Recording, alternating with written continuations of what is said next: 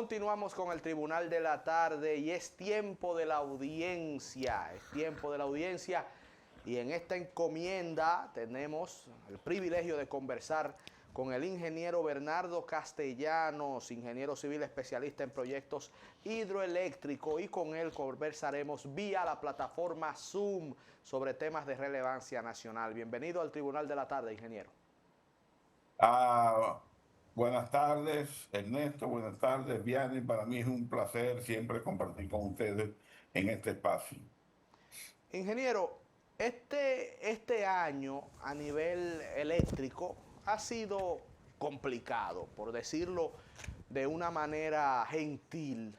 Pero aprovechando su expertise entre varios de los temas que vamos a tratar, me gustaría empezar con que usted le explique a nuestra audiencia más o menos a nivel hidroeléctrico, ¿verdad? ¿Cómo está la matriz energética nacional y qué aportan estas plantas hidroeléctricas, qué aportan para la estabilidad de todo el sistema dentro del consumo general poblacional de energía eléctrica? Mira, debido a que somos una isla y no un continente, lo que significa que a pesar de que la lluvia promedio que recibe la isla en términos de cantidad es una lluvia significativa, estamos hablando alrededor de los 1.600, 1.700 milímetros promedio en el año. Al ser una isla, nuestras cuencas hidrográficas son muy pequeñas, o sea, tienen poca área. Entonces, para tú tener ríos caudalosos, tú necesitas lluvia y cuenca, pero sobre todo cuenca. Aquí, por ejemplo, en la cuenca del río Yaque del Norte, donde está la presa de Taberibao, llueve alrededor de 1.700, 1.800 milímetros al año en promedio. Pero la cuenca en sí lo que tiene son alrededor de 1.800 kilómetros cuadrados. Esa misma cantidad de lluvia cae en la cuenca del río, de la presa hidroeléctrica Itaipú, que es la segunda más grande del mundo. Pero la diferencia es que mientras la cuenca del río Yaque del Norte hasta la presa de Taberibao son... ¿aló? Continúe, ingeniero. Sí, continúe, ingeniero, le estamos Ah, escuchando, continúa. ok. Entonces, como en la cuenca del río Paraná hasta la presa de Itaipú, el área de cuenca son unos 64.000 kilómetros cuadrados. O sea, la cuenca del río Paraná es mucho más grande que la isla de Santo Domingo, incluyendo Haití, por los caudales que llegan a la presa de Itaipú es en el orden de los 12.000, 14.000 metros cúbicos promedio al año. Y cuando en este país un río tiene 12.000 metros cúbicos de caudal en una hora, significa que estamos frente a un evento extraordinario, o sea, una tormenta, un ciclón categoría 5, que ha producido una cantidad de lluvia impresionante y que obviamente va a producir muchos daños. En consecuencia, nosotros, a pesar de tener agua de lluvia, no tenemos cuenca y por eso nuestros ríos son con poco caudal, pues el caudal promedio en Tavera Bajo es de 40 metros cúbicos por segundo, mientras en Itaipú es de 14.000. 14.000 es la crecida máxima probable con la que se diseñó el complejo Tavera Bajo. Entonces, en consecuencia, nuestros proyectos hidroeléctricos en términos de aportes a la matriz energética cada vez es mucho más bajo. Oye, eso. En el año 2000, para que ustedes tengan una idea, en el año Ajá. 2000 las hidroeléctricas representaban el 20% de la energía producida Ok. y 25 años después solamente aportan entre el 8 y el 10%. Ay. Y en la medida que vaya pasando el tiempo, ese porcentaje irá disminuyendo porque ya los proyectos que quedan por ser desarrollados son proyectos que en términos de capacidad son muy bajos, salvo dos proyectos que son los que concentran la mayor capacidad instalada, como es el caso del proyecto Manabao de Jucal Tavera, cuya construcción fue paralizada en el 1986 y luego cuando el presidente Mejía intentó retomarla en el periodo 2000-2004 con César Sánchez al frente de la CDE, la comunidad se opuso. Ese proyecto tiene una capacidad instalada de 105 megavatios. Y el otro es el proyecto de las placetas que está ubicado en el río Bao en la zona de San José de las Matas, que tiene una capacidad inicial instalada de 87 megavatios, con una producción de 330 millones de kilovatios hora. Pero ese proyecto, eh, en el año 86, tenía un costo de unos 100 millones de dólares. Luego se firmó un contrato en donde el proyecto se actualizó con un costo en el orden de los 200, 300 millones de dólares. Y en el 2011, durante la gestión del presidente Fernández, la empresa Andrade Gutiérrez hizo una oferta a EGI por 800 millones de dólares, la cual fue analizada por los técnicos de EGI y la rechazaron por ser antieconómica y tener unos precios elevadísimos. Y ahora el administrador de EGI, el ingeniero Rafael Salazar, está promoviendo ese proyecto, pero hablándole mentira a este país, porque él dice que 14 años después, el proyecto hidroeléctrico Las Placetas, que ahora lo están presentando no con 87 megavatios de capacidad instalada, sino con 300 megavatios, porque han ido añadiendo más presas y más casas de máquinas y más subestaciones. Él dice que 14 años después, ese proyecto con más capacidad y más obras civiles cuesta los mismos 800 millones de dólares Ingeniero, que fue cotizado en el 2011 por una empresa muy constructora. bien. Entonces, le está mintiendo al país deliberadamente, porque él conoce ese informe que se hicieron los técnicos de EGI, que aunque él no estaba en EGI en ese momento, yo entiendo que él lo conoce. Y además, en San José de la Mata, la comunidad está totalmente opuesta a ese proyecto, porque San José de la Mata se ha constituido en una comunidad ecoturística donde todos esos ríos ya son utilizados como balnearios Ingeniero, y de turismo interno. y entonces, ¿cuál sería el precio real de ese proyecto en la actualidad? Porque explica el director de EGI que con más capacidad se puede lograr más capacidad al mismo precio, pero y un tiempo después, o sea, que me imagino 11 años después, 14 claro, años después. entonces, ¿cuánto vale a su Ya, le 14 años sí, 14 años después dice que más capacidad y cuesta igual. Entonces, ¿cuál sería el precio real, ingeniero, a esta, Exacto. en la actualidad? A 2.000 millones de dólares por lo menos. 2.000 millones. Y con 2.000 millones de dólares usted instala 2.000 megavatios de generación de ciclo combinado a gas natural. Pero entonces, ¿cuál sería el interés si a todos los niveles, acorde a como usted nos lo explica, no tendría lógica económica? O sea, ¿cuál sería el interés detrás de algo como eso? Bueno, ustedes inviten al ingeniero Salazar para que él explique su interés en insistir en un proyecto que fue rechazado por la propia EGI y se supone que hay continuidad de Estado. Porque quien lo rechazó fue la institución y probablemente muchos de los ingenieros que evaluaron el proyecto y la oferta en el 2011 de Andrade Gutiérrez, hoy día siguen trabajando en EGI.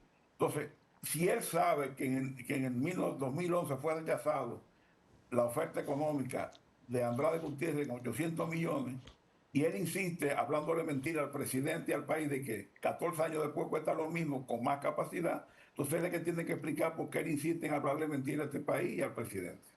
Y un tema, ingeniero, a propósito de lo acontecido este año, para que usted pueda aportarle a un asunto en que muchos dominicanos y dominicanas todavía no entienden lo que pasó, del famoso blackout, el apagón general que vivimos hace un mes ya, Vianey, ¿verdad? Aproximadamente. Casi un mes. Casi un mes. Ingeniero, el sistema no tiene la capacidad de prevenir que algo como eso suceda. ¿Usted ve que hubo algún asunto que pudo manejarse mejor? ¿Cómo entender algo que, repito, al día de hoy muchos dominicanos no tienen idea de qué fue lo que pasó a ciencia cierta ahí? Bueno, mira, a las pocas horas de producirse el blackout, el ministro de Energía y Minas, Joel Santos, en compañía de Martín Robles, el cancelado administrador de TED, Andrés Astacio, superintendente de electricidad, y Edward Vera, presidente, director de la Comisión Nacional de Energía, hicieron una rueda de prensa en las oficinas del ministro de Energía y Minas. Y en esa rueda de prensa se dijo la verdad de lo que había ocurrido. El origen del apagón general o del blackout viene dado por el hecho de una mala operación de la subestación San Pedro II, subestación eléctrica, que está bajo la jurisdicción de la empresa de transmisión eléctrica dominicana. ¿Y qué fue lo que ocurrió? Según las propias palabras del ministro de Martín Robles, en esa rueda de prensa, que el operador de la subestación se equivocó, cometió un error humano porque él tenía que tumbar el breaker o el cutao o la cuchilla de la línea de transmisión que conecta esa subestación con una planta solar localizada en San Pedro de Macorís que se llama Coastal. Y la razón por la cual tenía que hacer eso era porque un aislador de esa línea de transmisión había sufrido una avería. En consecuencia, era una operación rutinaria que se hace con mucha frecuencia y que ese operador es un operador que tenía tiempo trabajando en esa subestación y uno supone que conoce la subestación, todos los equipos, porque en la subestación hay varios interruptores.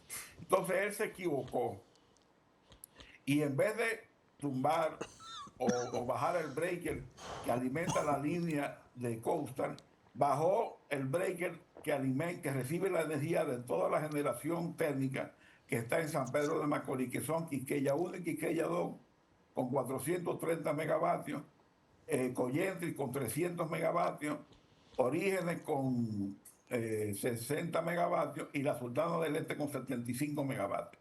Al tumbar el breaker equivocado, automáticamente las protecciones de estas centrales de generación actuaron y sacaron esa generación del sistema, produciéndose un desbalance entre oferta y demanda, porque el sistema opera en un equilibrio de oferta y demanda, o sea, se mantiene con una ligera fluctuación porque el sistema opera o se maneja a través de la frecuencia del sistema, que es 60 ciclos por segundo o 60 Hz. Entonces, existe un sistema automático de monitoreo y despacho de toda la generación y de la demanda que mantiene la frecuencia del sistema alrededor de 60 ciclos. No necesariamente 60 ciclos exactos, pero sí con ligeras fluctuaciones que el sistema lo puede manejar automáticamente. Ahora mismo, como en medio de esta entrevista, constantemente la demanda de energía crece o baja, porque en la medida que, por ejemplo, tú prendes un aire acondicionado, la demanda sube. Pero si tú sacas aire acondicionado y apagas luces, pues la demanda baja. Entonces, la regulación primaria de frecuencia se encarga de mantener siempre la oferta y la demanda en un punto de equilibrio alrededor de 60 Hz. Ahora, este operador de manera involuntaria, por un error humano, una mala operación, bajar el seccionador o el breaker indebido y saca de repente 500 megavatios de generación, el sistema no pudo actuar de manera instantánea para equilibrar y sacar 500 megavatios de demanda. Entonces ahí se logró estabilizar por poco tiempo la oferta y la demanda en alrededor de 500 megavatios menos de oferta y de demanda. Pero ¿qué sucede? Que según una información que aparece en el informe dado oficial por las autoridades, lo que produce el tiro de gracia es un fallo interno en la central Punta Catalina. Yo envié, y ojalá pudieran poner por lo menos el link de la noticia, que salió publicado en un medio escrito, que dice blackout, fallo interno en Punta Catalina 2 fue el golpe final que apagó el país. O sea, ese titular, el golpe final, equivale a lo que en los galleros se conoce como el golpe del bolsón. Sí. O lo que se conoce el tiro de gracia. Entonces, el texto dice lo siguiente: la salida de la central fue provocada por bajo nivel del domo, lo cual envió disparo al sistema de combustión, suministro de combustible carbón, que resultó en el disparo secuencial y masivo de los molinos pulverizadores y grupos de quemadores, detalla el documento. O sea, los molinos son los equipos en donde llega el carbón y se tritura para ponerlo en partículas mucho más finas, que son las que se inyectan a las calderas para producir la combustión, o sea, como si fuera un horno o una estufa. Se prende esa llama y esa llama calienta agua, que esa agua genera un vapor y entonces el vapor lo que mueve las turbinas, que a su vez alimentan los generadores, que es donde se transforma la energía mecánica en energía eléctrica. Entonces dice que el apagón generó un caos en la República Dominicana. El informe aclara que pese a esa desconexión, esta central tuvo un buen comportamiento durante el primer evento. El primer evento es antes de que se produjera esta falla súbita en esta avería en Punta Catalina. Sin embargo, agrega que al final la potencia de la unidad, al mismo tiempo que la frecuencia, lo que evidencia que la bajada de la frecuencia se produjo precisamente por la salida de Punta Catalina 2, concluye el informe. O sea, la salida se produce más o menos a la 1:26, que fue prácticamente la hora donde se produce el apagón general. Entonces, lo que me llama la atención de ese informe es que a Martín Robles, que es el funcionario que tenía este gobierno más eficiente en estos 5 años, y la eficiencia de Martín Robles no es subjetiva, sino que usted la puede validar en las estadísticas oficiales del Ministerio de Energía y Minas, porque usted va a encontrar que Martín Robles, administrador de la empresa de transmisión, recibió la empresa de transmisión con un nivel de pérdida del 3%, menores al 3%, que es ese nivel de pérdida, usted lo encuentra en empresas mundiales, de categoría mundial, como eficiente, porque ese nivel de pérdida es una medida de la eficiencia con que opera una empresa de transmisión. Pero al cabo de 5 años, Martín Robles, ese 3% de pérdida que encontró lo bajó a menos de un 2%. O sea, que si él encontró en una forma eficiente, la entrega de manera más eficiente. Entonces a Martín Robles, sin que el gobierno haya concluido el informe oficial, lo cancela inmediatamente. Claro, no tiene que dar explicación. Y lo que sorprende es, porque un administrador de una empresa como el TED, que tiene más de 500 empleados, el administrador no está vinculado directamente con todos sus empleados, como no ocurre en ninguna gran empresa del sector privado. Entonces yo estoy seguro que Martín Robles no conoce el operador que, por razones desconocidas, se confundió y operó el breaker que no debía.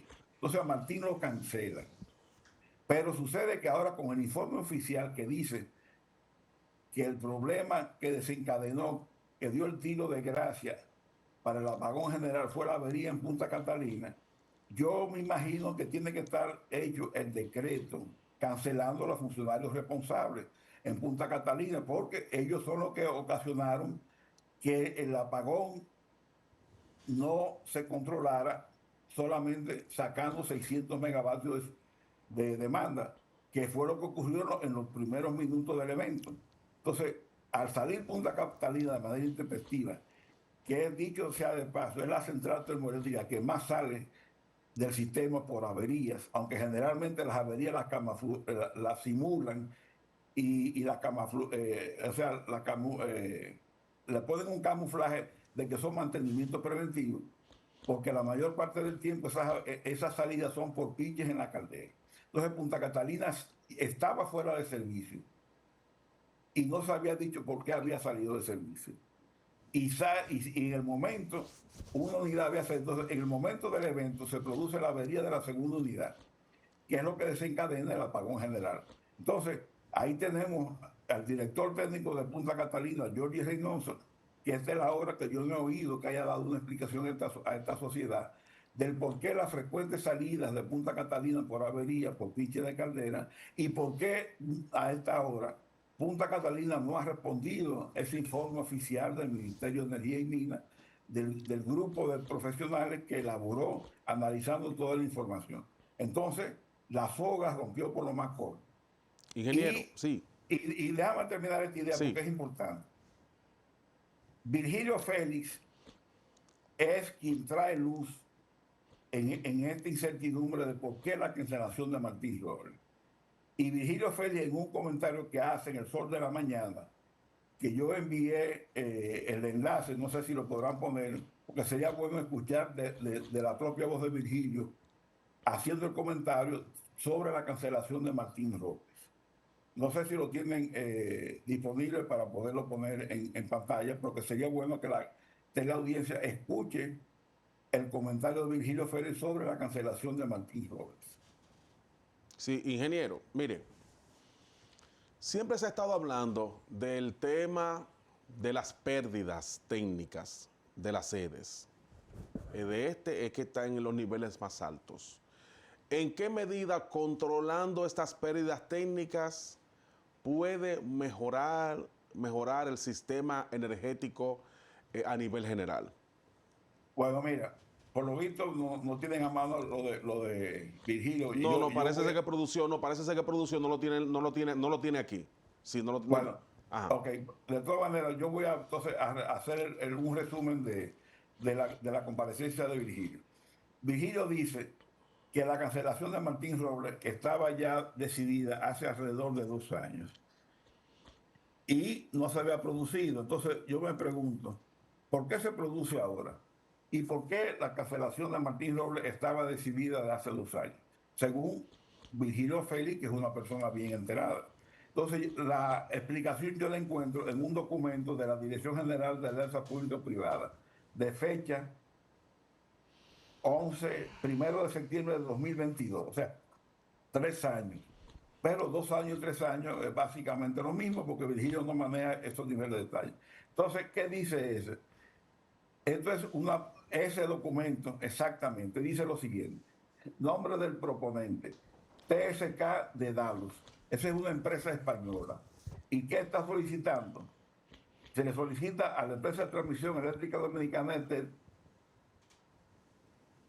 una alianza público-privada por un periodo de 30 años para ellos ser los responsables de la expansión de todo el sistema de transmisión, tanto en línea como en subestaciones.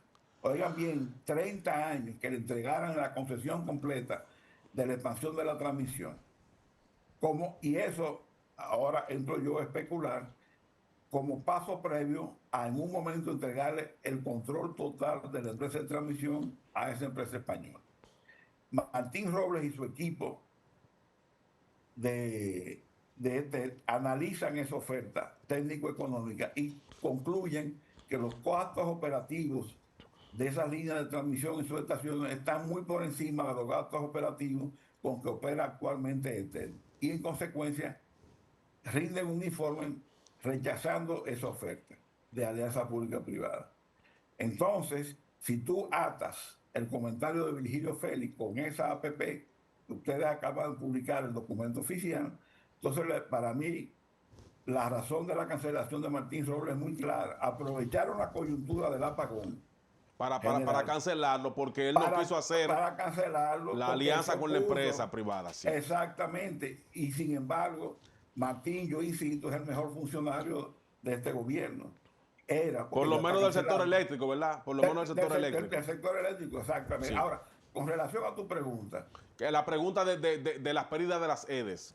Bueno, las pérdidas de las EDES están hasta septiembre en 44% en su totalidad. Wow. Y EDE con 60%. Si se reducen las pérdidas entre 10 y 12%, ¿qué va a significar eso? Que las transferencias al sector eléctrico, en vez de ser más de 100.000 millones de pesos que se proyecta para este año, podríamos estar en el orden de los 500 millones de dólares. Entonces, financieramente, eso va a ser el gran alivio para el sector eléctrico, pero desgraciadamente este gobierno en 5 años ni siquiera ha cumplido con su promesa de campaña, o sea, con su plan de gobierno que le presentó esta sociedad en antes del 2020, donde decían que anualmente iban a invertir solo en reducción de pérdidas como mínimo alrededor de 170 millones de dólares anuales. Y la realidad es que salvo el 2024 y el 2025, donde en el 24 se invirtieron unos 175 millones de dólares y en el 25 se va a terminar cerca de 200 millones de dólares. En el resto de los años, la inversión anual en reducción de pérdidas ha estado en 150 millones o menos. Y con ese ritmo de inversión, no hay forma de que las pérdidas bajen. Por eso es que desde el momento de la capital, desde que Trujillo compró a Stone Webster, la empresa eléctrica, la empresa de electricidad de Santo Domingo, y la nacionalizó, a la fecha, el 2025 ha sido el peor año, óigase bien, el peor año en más de 50 años de historia de electricidad en este país, porque la pérdida ha alcanzado 44% del subsidio sobre los 100.000 millones de pesos. Y el 24 y el 25 ha sido el año en donde Celso Marrancino ha tenido el control total y absoluto de la distribuidora. Muy bien. Porque fue nombrado presidente del Consejo Unificado a principios de enero del 2024. Y en el 24 y el 25 han sido los peores años en la historia del sector eléctrico en términos de pérdida y en términos de transferencias económicas del gobierno a la distribuidora. Gracias, gracias, ingeniero. Gracias, ingeniero. Estuvimos conversando con el ingeniero Bernardo Castellanos, él es ingeniero civil, especialista en proyectos hidroeléctricos. Bueno, de esta forma despedimos el Tribunal de la Tarde del día de hoy. Les pedimos que nos acompañen mañana, ¿verdad? A la misma hora Mañana y por el de mismo canal. 5 a 6 por aquí mismo por Telefuturo Canal 23. Feliz resto del día, que Dios les bendiga a todos.